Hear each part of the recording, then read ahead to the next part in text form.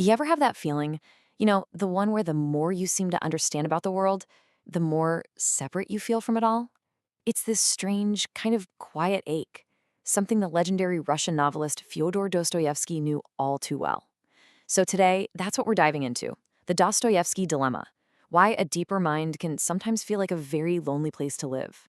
In this quote, it really gets to the heart of it. It's a total paradox, right? We chase after knowledge, hoping to connect with reality on a deeper level, but somehow we end up feeling more disconnected from the people around us. Dostoevsky got it. He knew that once you start to see the machinery behind human behavior, all the little illusions holding society together, the world just doesn't look the same anymore. So that brings up a really important question. Is this loneliness a kind of curse, a bug in the system that we need to fix, or is it something else?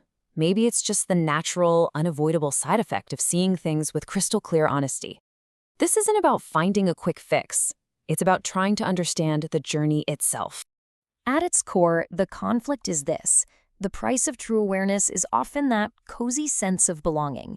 To really see the world as it is, you have to start peeling back the layers of shared stories and comfortable beliefs that make social life so easy. And we're not just talking about being alone in a room. This is a very specific feeling you could call philosophical loneliness. It's when your mind is buzzing with huge questions about life, death, meaning, and the conversations around you are all about, well, stuff that feels incredibly small in comparison. It's that bizarre feeling of being in the room, but not really in it at all. It's almost like we're living in two parallel worlds. On one side, you have the world of shared illusion. It's simple, it's comfortable, and connecting with others is pretty straightforward. But then there's the other side, the world of truth. And that's a world of questioning, of seeing all the messy contradictions, and that often leads to solitude. A deep thinker doesn't choose to move from one to the other. They just kind of drift over as their perception changes. And this part is so important. This sense of separation, it's not about feeling like you're better than anyone else. It's not arrogance. It's the simple, inevitable outcome of getting a peek behind the curtain of everyday life and realizing, wow, I can't unsee that. Okay, so to really get our heads around this, there's no better guide than Dostoevsky himself. His life wasn't just a case study in philosophical loneliness, it was practically forged in its fires. His experiences shaped a mind that saw things with a profound and often painful clarity. I mean, just think about what this man went through. A mock execution where he stood there believing he had seconds left to live. Years of hard labor in a Siberian prison camp. And on top of that, violent epileptic seizures that would feel like his mind was literally tearing itself apart. These weren't just abstract thoughts for him. They were gut-wrenching traumas that completely shattered his view of reality. And you see this pain just pour out into his characters. Take Raskolnikov in Crime and Punishment. He is the ultimate example of a thinker whose own brain becomes a prison. His brilliant reasoning leads him to commit a terrible act, and then his guilt completely walls him off, not just from other people, but from himself.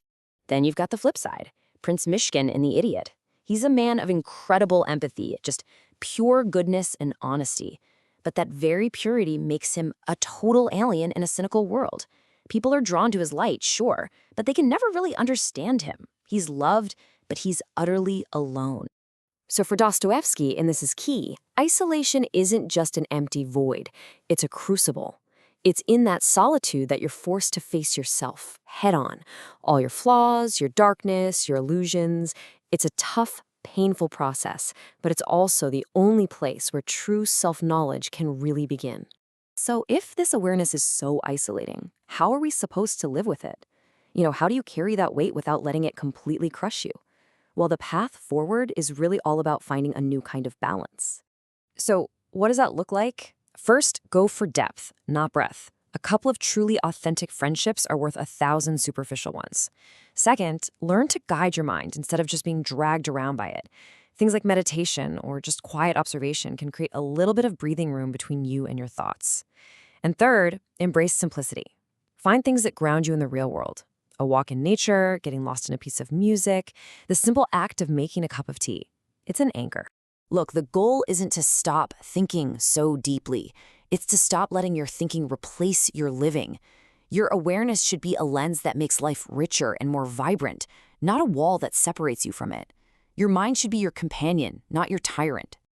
All right, now we get to the final piece of the puzzle, and maybe the most powerful part. This whole journey doesn't have to end in bitter, lonely isolation.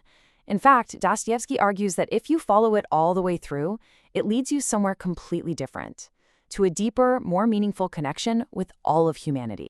You can almost map out this whole journey. You start in that first stage of illusion, where connecting is easy because everyone's playing by the same rules. Then you hit that tough middle phase, isolation, brought on by a painful new clarity. But that's not the end of the road. The final stage is when you transform that clarity into something amazing.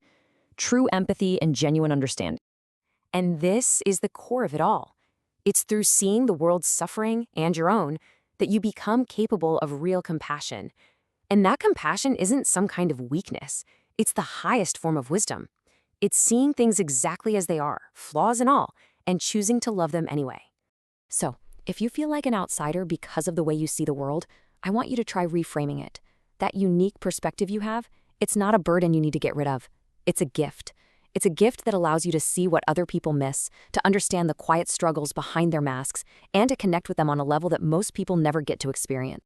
Because in the end, achieving this kind of awareness isn't the finish line, it's the starting line. It's what opens the door to a life that's more truthful, more meaningful, and way more compassionate. So the real question, the one Dostoevsky kind of leaves hanging in the air for all of us, isn't if you'll feel alone, but what you will do with that clarity. Where will your awareness take you?